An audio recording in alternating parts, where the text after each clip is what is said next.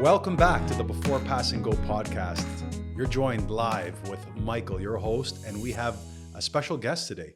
We have Boardwalk's sales manager, Alan Hanania.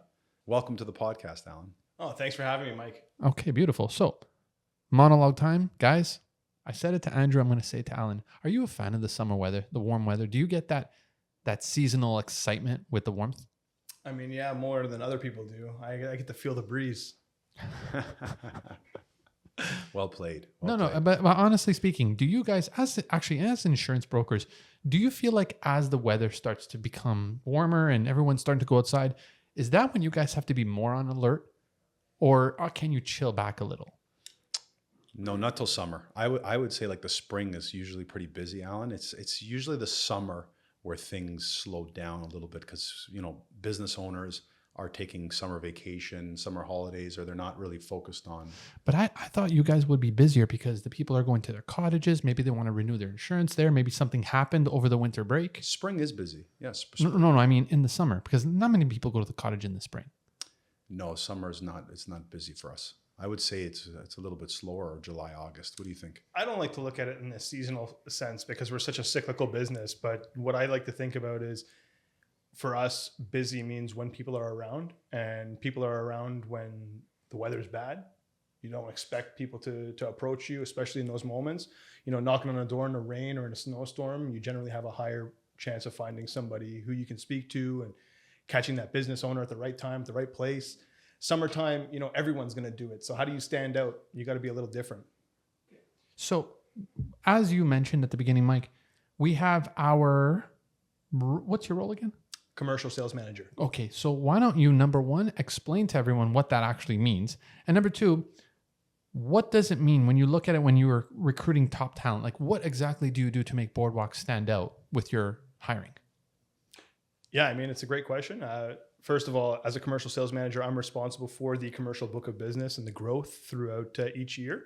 And I manage a sales team of about 5 individuals who are solely in the commercial space. And I've actually go out with them on closings. I coach them on how to prepare themselves for meetings. I help them with their submissions to the markets, negotiations with underwriters. The beauty of my job is that I get to get my hands in a little bit of every pot. But at the end of the day, I'm overall responsible for bringing home the number that we want to achieve at the end of the year. Beautiful. So now, Mike, what does it mean for you to have someone that can recruit the right people for Boardwalk and the mission that we have since day one?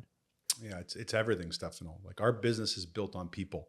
In our last podcast, we talked about how we're marrying technology with people, but at the core of the business has always been people. So that can make or break the organization. It can make or break the experience for our customers, and everything that's paramount.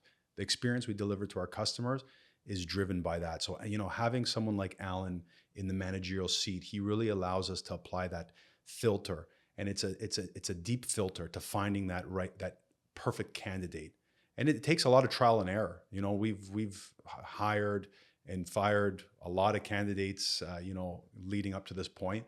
But I think Alan has really fine-tuned now what it takes to identify, attract, and ramp up a successful commercial insurance broker.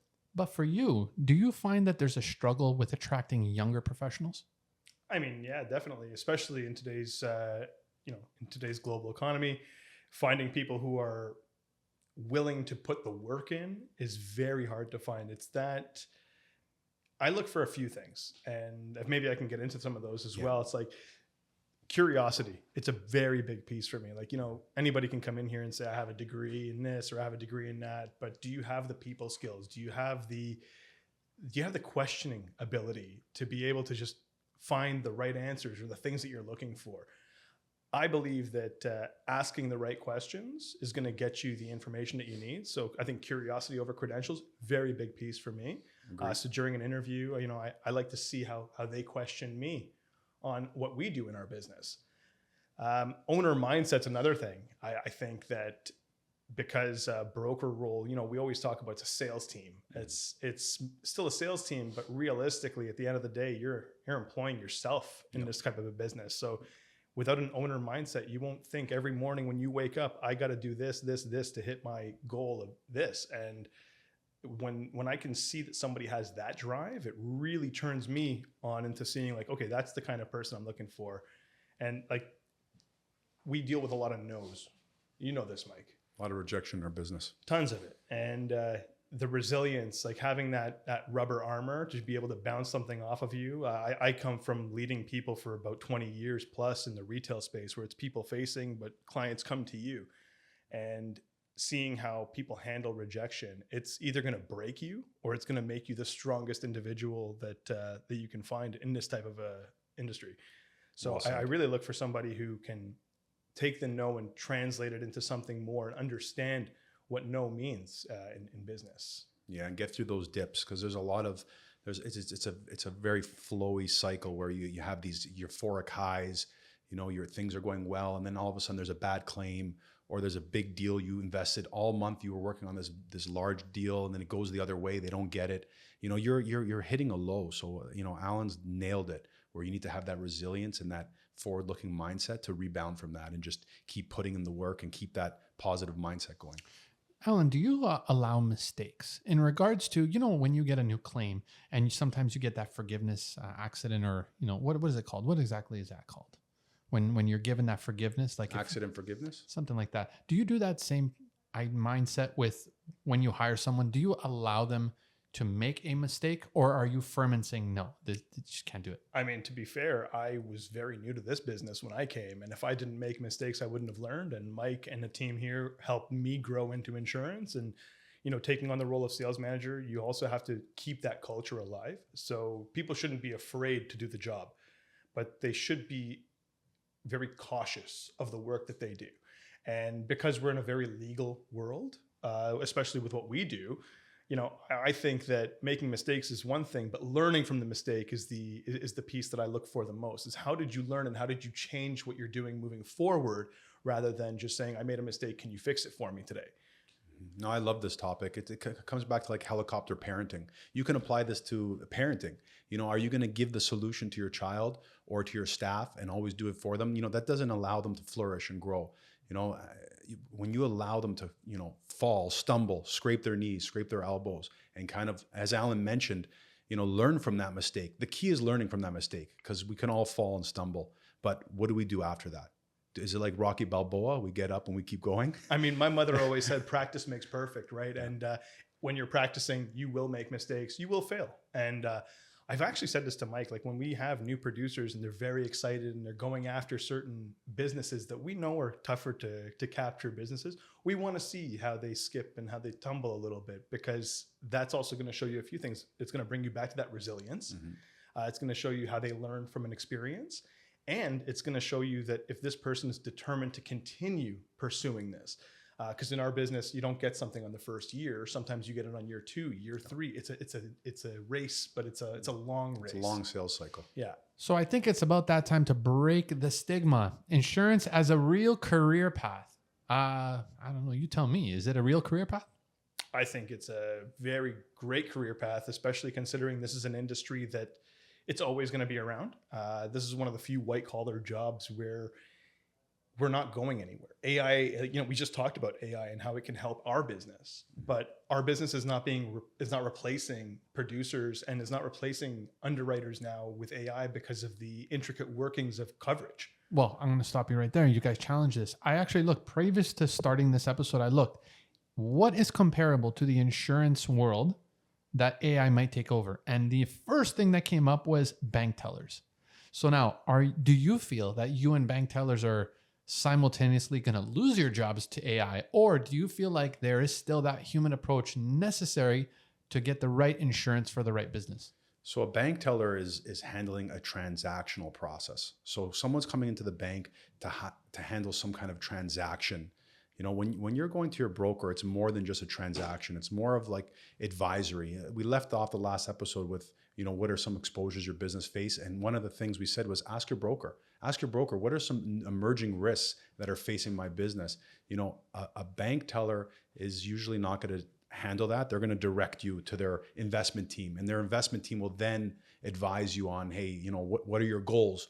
What are your goals, your personal goals? Allow us to build a portfolio for you around that. So I would compare brokers more to that kind of cut of cloth. Yeah, I think we would fall more into the mortgage advisor, the financial advisor roles where you're doing a little bit more. It's also relationship based. People have to trust you in order to put their investments with you or to put something they've worked so hard in your hands. And I mean, the one thing that we separate ourselves from like tellers is tellers are more of a triage. You can go there for the beginning and you can get the initial workings done. But as soon as it gets to a point where it has to branch off to a specialist, that's when the people like us come in. And that's why I think our websites do a great job of intaking, you know, some of your information, but then we pass it to a specialist to really work on your business. Mm-hmm. And I mean, we just recently did that with our website when we launched our free quote application through there. And it's less than like, you know, there are some websites out there that you can put your information and just spit out a quote for you. And then you still have to talk to an underwriter.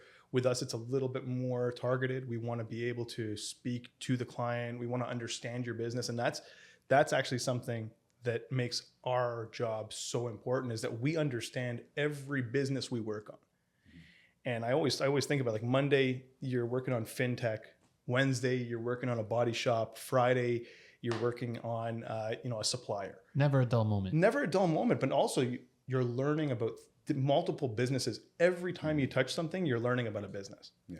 Oh, I like that. So it keeps it interesting. I will say, based on social media, now this is a great person to talk to about this. Do you at all take social media into selection when trying to hire a new recruit? Do you ever look at their social media and say, first of all, how are they as an individual? And secondly, have they already taken the initiative to step up their game and be a part of the market?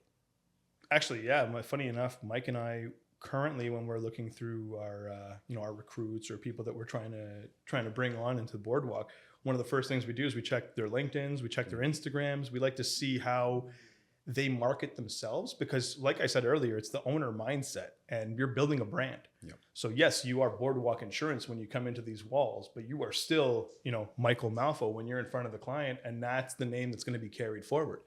Alan, you just mentioned mindset, and I think this brings us right to the final question, which I think is a great way to close up the episode. The mindset shift needed to succeed early on. Alan, what do you think is needed for that special person, him or her, to succeed in this industry?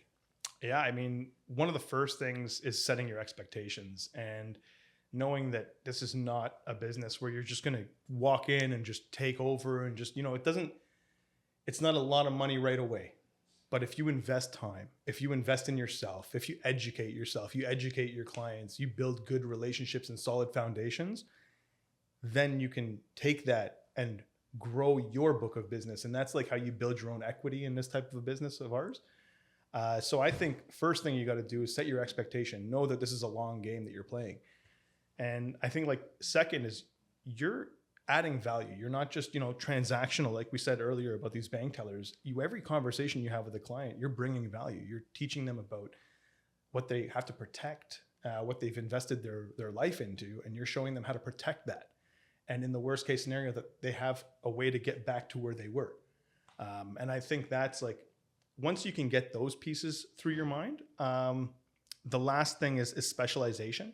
You can't be perfect in everything, and a jack of all trades but a master of none doesn't really succeed.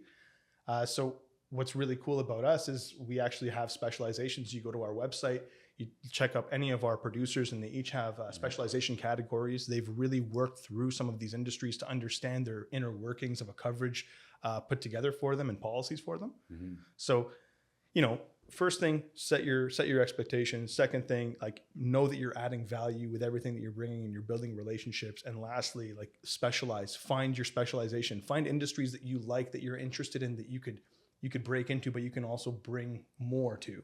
So one mindset shift as well, like Alan, just, a light bulb went off in my head while you were flowing there. Good stuff, all good stuff. We talk a lot about protection.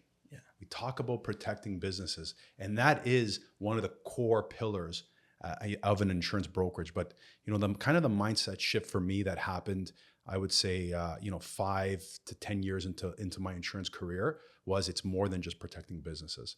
It's building lasting relationships, but more than that, really enabling businesses to grow.